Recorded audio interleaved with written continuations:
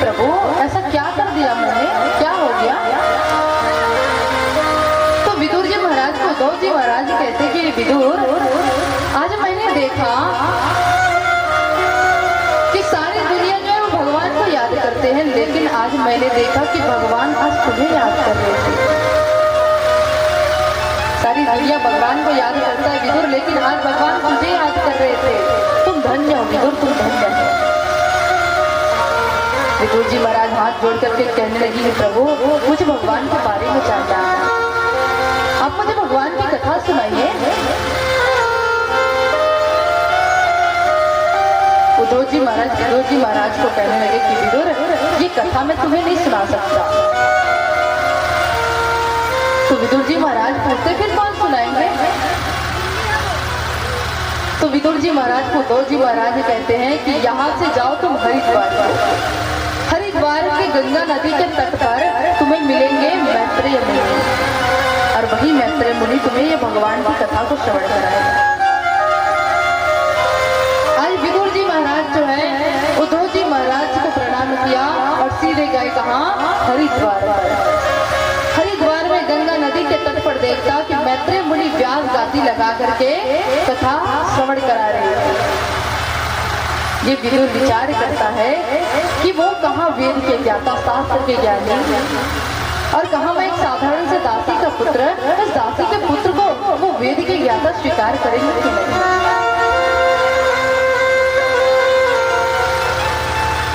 मन में संकोच कर रहे कि वो मुझे स्वीकार करेगा कि नहीं, वो मुझे पहचानेगा कि नहीं।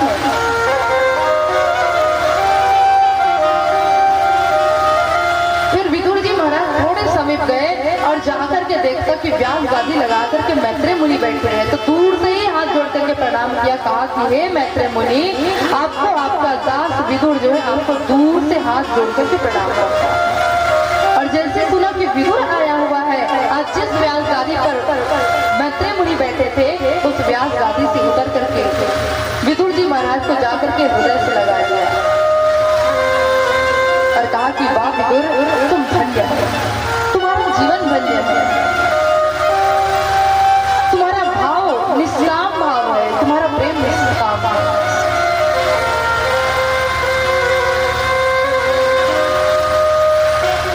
आज विदुर जी महाराज हाथ जोड़ कर भी कहने लगी कि प्रभु मुझे भगवान के बारे में जानना है, मुझे भी आप भगवान की कथा को श्रवण कराओ। तो आज मैत्रेय मुनि विदुर जी महाराज को कहते कि विदुर, भगवान का जो स्वरूप है ना वो भले अमंगल है, लेकिन उनके गुण जो है बड़े ही मंगलकारी है। विदुर जी महाराज मैत्रेय मुनि से पूछता, कहता कि प्रभु भगवान का स्वरूप अमंगल है, मुझे तो पता है कि भगवान का गुण ही मंगलकारी है, लेकिन आपने कहा कि भगवान का स्वरूप अमंगल है। भगवान का स्वरूप अमंगल हो कैसे सकता है?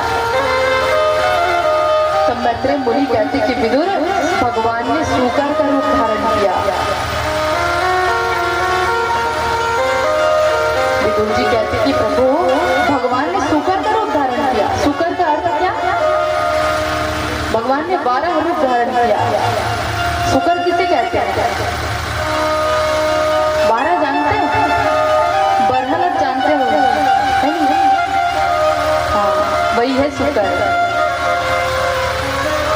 भगवान ने सूकर का रूप धारण किया। ऐसी कौन सी स्थिति आ पड़ी कि भगवान को अपना स्वरूप बदलना पड़ा, वो भी सूकर का? तो मैत्रेय मुनि विदुर जी महाराज को कहते हैं और सुखदेव जी महाराज राजा परीक्षित को कहते कि परीक्षित, कश्यप की 13 पत्नियां हुई थी। जो कश्यप ऋषि थे उनकी 13 पत्नियां, जिन 13 पत्नियों में से केवल 2 पत्नी का वर्णन श्रीमद् भागवत में किया गया। कौन कौन से? दीति और अदिति। आप लोग ध्यान से सुनना, ये नहीं कि आपको सुनाया बस जा रहा है, आपको पूछा भी जाएगा, एकदम ऐसा मत बैठो। सुनना है और बताना है, तभी तो पता चले कि हम जो मेहनत कर रहे हैं आपको बताने के लिए, आपको समझाने के लिए, वो आपको समझ में आ रहा है, आप सुन रहे हो, है ना भाई? तो ध्यान से सुनना। तो कश्यप की कितनी पत्नियां? 13 पत्नियां, जिसमें 2 का वर्णन आया, दीति और अदिति का। दीति का अर्थ है भेद बुद्धि, जिनकी बुद्धि में भेद है वो है दीति, और जिनकी बुद्धि में भेद होती है उनके यहाँ दानव जन्म लेकर के आते हैं। और अदिति का अर्थ है अभेद बुद्धि, जिनका जीवन में बुद्धि अभेद हो उनके यहाँ देवता जन्म लेकर के आते हैं। एक दिन जो माता दीति है वो कश्यप ऋषि से कहती है कि स्वामी, हमारे यहाँ एक भी संतान नहीं, हमें पुत्र चाहिए, हमें संतान चाहिए। कश्यप ऋषि कहते कि देवी ठीक है, संतान प्राप्त करना है, वो अवश्य प्राप्त हो जाएगा। लेकिन माता दीति कहते कि प्राप्त हो जाएगा नहीं, मुझे अभी चाहिए, मुझे अभी संतान चाहिए। तो कश्यप ऋषि कहने लगे कि देवी इस समय संतान की प्राप्ति, इस समय तो जो भी संतान प्राप्त करता है वो संतान जो है वो संतान नहीं, वो राक्षस प्रवृत्ति का हो जाता है, वो राक्षस हो जाता है। क्यों? क्योंकि सायंकाल का समय है, भगवान शंकर के गण घूम रहे होंगे, इस समय पुत्र होना अच्छा नहीं है। लेकिन माता दीति जो हट करने लगी, कहने लगी कि नहीं स्वामी, मुझे चाहिए तो अभी ही पुत्र चाहिए, आप कुछ भी करके मुझे अभी पुत्र ला करके।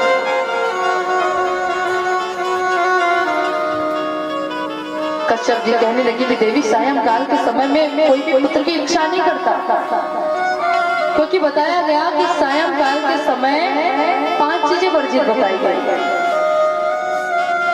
कौन कौन से? आहार, आहार अर्थात भोजन, जो भोजन हम ग्रहण करते हैं उस भोजन को सायंकाल के समय ग्रहण नहीं करना चाहिए। सायंकाल का समय कौन सा रहता है? 5 बजे से 7 बजे के मध्य जो समय रहता है वो सायंकाल का समय रहता है। इस समय में भोजन नहीं करना चाहिए, और जो जीव भोजन करता है उसके जीवन में दारिद्रता आ जाती है, अन्न की कमियां होने लग जाती है। दूसरा बताया निद्रा, निद्रा अर्थात सोना नहीं चाहिए। 5 बजे से 7 बजे के मध्य जो समय रहता है उसमें किसी भी जीव को सोना नहीं चाहिए, और जो जीव सोएगा उसके जीवन में दारिद्रता आएगी ही आएगी। तीसरा बताया मैथुन, सायंकाल के समय में किसी भी जीव को कोई भी प्रकार की भोग कार्य नहीं करना चाहिए। चौथा बताया स्वाध्याय, स्वाध्याय अर्थात पढ़ना नहीं चाहिए। 5 बजे से 7 बजे के मध्य कोई भी विद्यार्थी को, कोई भी बालक को, कोई भी व्यक्ति को उस समय में पढ़ना नहीं चाहिए।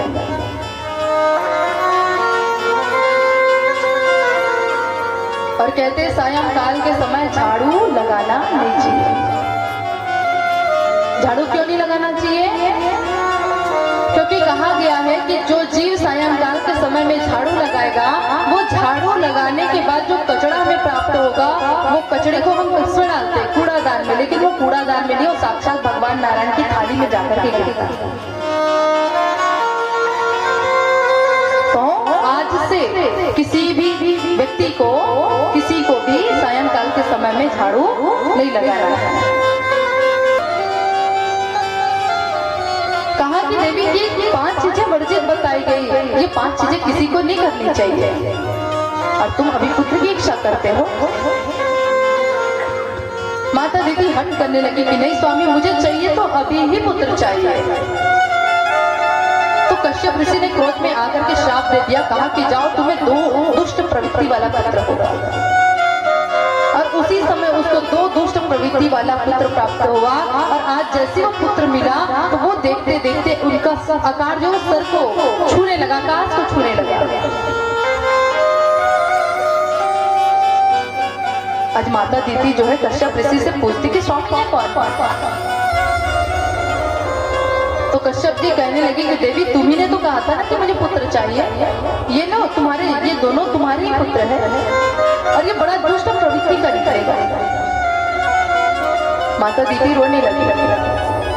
माता दीदी कहने लगी कि स्वामी हमारे पुत्र है वो भी दुष्ट प्रवृत्ति का।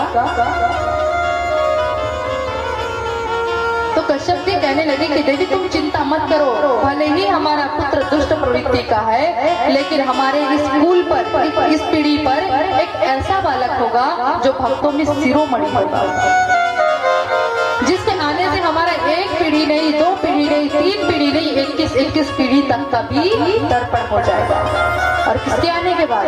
भक्त प्रहलाद। आज माता दीदी को दो दुष्ट प्रवृत्ति वाला पुत्र मिला। दो दुष्ट प्रवृत्ति वाला पुत्र कौन कौन? हिरण्याक्ष और हिरण्यकश्यप। ये हिरण्याक्ष हिरण्यकश्यप किनके पुत्र है? माता दीदी के। दोनों बड़ा अत्याचारी निकला, बड़ा पापी निकला। जो हिरण्याक्ष है एक दिन क्या किया, इनका अत्याचार इतना बढ़ता गया, जहाँ भी यज्ञ होता, हवन होता, सबको बंद करवा देता कि अरे यहाँ यज्ञ नहीं करना है, हवन नहीं करना है, पूजा करनी तो हमें हमारी पूजा करो, भगवान मानना है तो हमें भगवान मानो। और इनका अत्याचार इतने बढ़ता गया, इतना बढ़ता गया कि एक दिन आकर के उन्होंने समस्त पृथ्वी को जाकर के समुद्र में डुबा दिया। और जब समुद्र में डुबाया तो माता पृथ्वी जो है भगवान से आग्रह करती कि प्रभु आप तो मेरी रक्षा करने आ जाओ, ये हिरण्याक्ष मुझे संपूर्ण रूप से समुद्र में डुबा दिया है, मेरी रक्षा करो। भगवान विचार करते हैं मुझे रक्षा करने जाना है, उस पृथ्वी को बाहर निकालना है। तो भगवान ने क्या किया? सूकर का रूप धारण किया, वाराह का रूप धारण किया और वाराह का रूप धारण करके गया है कहाँ? उस समुद्र के समीप। जैसे माता पृथ्वी को अपने जबड़े के द्वारा निकालने ही वाला था, हिरण्याक्ष कहता कि अरे कौन है तू? क्या करने आया है? हमारे कार्य में विघ्न डाल रहा। और दोनों के मध्य झगड़ा होने लगा। झगड़ा किस बात पर हुई कि एक ने कहा कि तू स्वान की तरह दिखता है और दूसरे ने कहा कि तू सूकर की तरह दिखता है। और दोनों में युद्ध होना प्रारंभ हो गया। और युद्ध ऐसा हुआ कि युद्ध करते करते करते करते करते करते आज वाराह प्रभु जो है आज आकर के हिरण्याक्ष का वध कर देते और हिरण्याक्ष की मृत्यु हो जाती। जैसे हिरण्याक्ष की मृत्यु हुई, वाराह भगवान देखते हैं हम तो पृथ्वी समस्त रूप से समुद्र में डूब चुकी है। तो भगवान वाराह प्रभु ने माता पृथ्वी को अपने जबड़े पर दबाया और जबड़े से दबा करके आज माता पृथ्वी को समुद्र से बाहर निकाला। और जब समुद्र से निकाली माता पृथ्वी तो माता पृथ्वी को अभिमान हो गया। अभिमान किस प्रकार कि क्या मैं थोड़े से जल के अंदर गई कि आज भगवान ने तो अपना स्वरूप ही बदल करके आ गया, वो भी सूकर का। अभिमान हो गया। और जिस जीव के अंदर अभिमान है वो अभिमान ज्यादा देर तक टिकने वाली नहीं। भगवान यहाँ एक लीला करते थे। लीला क्या किया? भगवान ने जब माता पृथ्वी को अपने जबड़े से दबा करके आकाश मार्ग से जा रहे थे, जब भगवान ने माता पृथ्वी को जब समुद्र से निकाला तो माता पृथ्वी और भगवान से के संयोग से एक पुत्र की प्राप्ति हुई उसी समय। माता पृथ्वी ने भगवान को पूछा कि प्रभु ये कौन? तो भगवान कहते कि देवी ये हमारे ही पुत्र है और इसको मैं ही मारूंगा।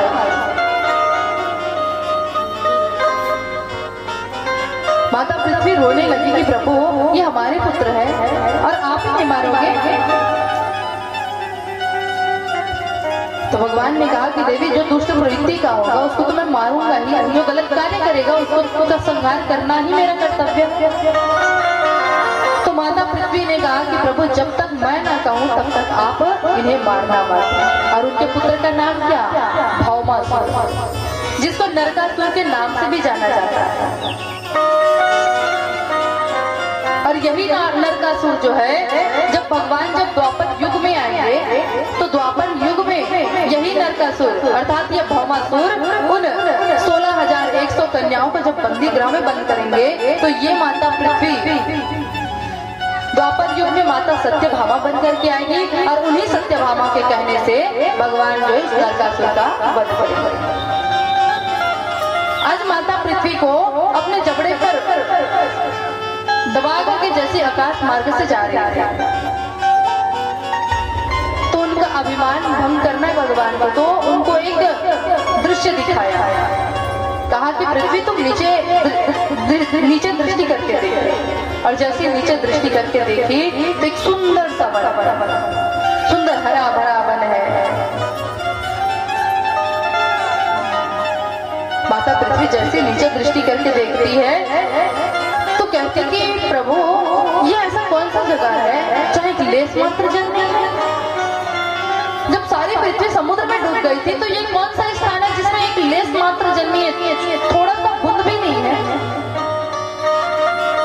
तो भगवान कहते कि पृथ्वी ये कोई साधारण जगह नहीं है, ये मेरा श्रीधाम वृंदावन है। वृंदावन का अर्थ क्या? वृंदा अर्थात तुलसी, वन अर्थात जंगल, जहाँ तुलसियों का वन हो वही श्रीधाम वृंदावन। सारी पृथ्वी डूब जाएगी पृथ्वी, लेकिन ये श्रीधाम वृंदावन कभी डूबने वाला नहीं है। और ये बात कौन सुन रहा था? प्रयाग। तीर्थों के राजा कौन? प्रयाग राजा। जब प्रयाग सुन रहा था प्रभु को कहता कि प्रभु ये तो बढ़िया गद्दारी कर रहे हो, सभी तीर्थों का राजा मुझे बनाया गया, सभी तीर्थ का जल मुझ में आकर के मिलता है और इस वृंदावन को अकेले बसा करके रखे हो। जब इतना ही अपमान करना था तो मुझे राजा ने क्यों बनाया?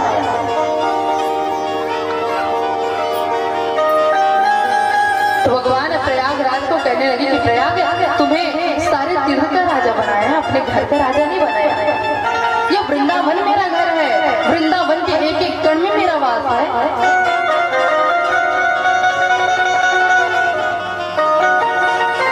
भगवान स्वयं कहते हैं कि वृंदावनेश्वरी राधा कृष्णो वृंदावनेश्वरा जीवनेन धने नित्यं राधा कृष्णं गतिर्मम। कहा कि वृंदावनेश्वरी राधा कृष्ण वृंदो वनेश्वरा। इस वृंदावन में किसका राज चलता है? राधा रानी का राज चलता है।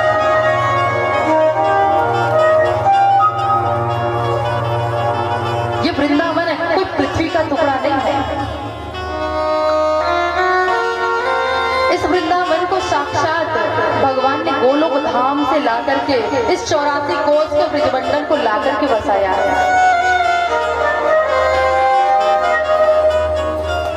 सारी पृथ्वी डूब जाएगी लेकिन श्रीधाम वृंदावन कभी डूबेगा नहीं। सारी पृथ्वी पर प्रलय आ जाएगी लेकिन वृंदावन पर कभी भी प्रलय नहीं आएगा, क्योंकि साक्षात भगवान का घर है श्रीधाम वृंदावन। और कहते हैं ना, जो अयोध्या है, जिस अयोध्या पर प्रभु श्री राम जी का अवतार हुआ है, वो अयोध्या भी किसी पृथ्वी का टुकड़ा नहीं है। सारी पृथ्वी डूब जाएगी लेकिन वो अयोध्या भी कभी डूबने वाला नहीं है, क्योंकि साक्षात वशिष्ठ जी महाराज ने उसको साकेत से लाकर के बसाया था। आपने सुना भी होगा कि सारे अयोध्या वासी को साकेत वासी भी कहा जाता है। क्यों? क्योंकि वशिष्ठ जी ने उसको साकेत से लाकर के बसाया। आज माता पृथ्वी को कहती कि पृथ्वी सारा सृष्टि डूब जाएगा, सारी पृथ्वी डूब जाएगी, सारी पृथ्वी पर प्रलय आ जाएगा लेकिन मेरे वृंदावन पर कभी प्रलय नहीं आएगा। और वृंदावन की महिमा को बता रहे हैं। जब मीरा जो है सभी धामों की यात्रा करके जैसे श्रीधाम वृंदावन पर आई, तो वृंदावन पर आते ही किसी ने उनसे पूछा कि मीरा तुम एक बात बताओ, तुमने सभी तीर्थों को भ्रमण किया तो तुम मुझे एक बात बताओ, सबसे अच्छा तुम्हें कहाँ लगा? तो मीरा के मुख से अनायास निकल गया, कहा कि सभी तीर्थों पर मैंने भ्रमण किया लेकिन आज जैसे मैं श्रीधाम वृंदावन पर आई तो वृंदावन को कभी छोड़ने का मन नहीं कर रहा। क्यों छोड़ने का मन नहीं कर रहा? क्योंकि मीरा कहती है कि घर घर तुलसी ठाकुर पूजा। क्यों? क्योंकि हर घर पर वो तुलसी की बिरवा पाई जाती है। वृंदावन का अर्थ यही है। वृंदा का अर्थ क्या? तुलसी। वन का अर्थ जंगल, जहाँ सभी जगह पर तुलसियों का वन हो वही श्रद्धा वृंदावन है। और इस श्रद्धा वृंदावन पर जो भी जीव जाता है ना मैया, उसको कभी वापस आने का मन नहीं करता है। क्यों आने का मन नहीं करता? क्योंकि हर एक एक कण पर वो गोविंद का वास है, श्री राधा रानी का वास है। और सुंदर सुखदेव जी महाराज राजा परीक्षित को श्रीधाम वृंदावन की महिमा बता रहे हैं।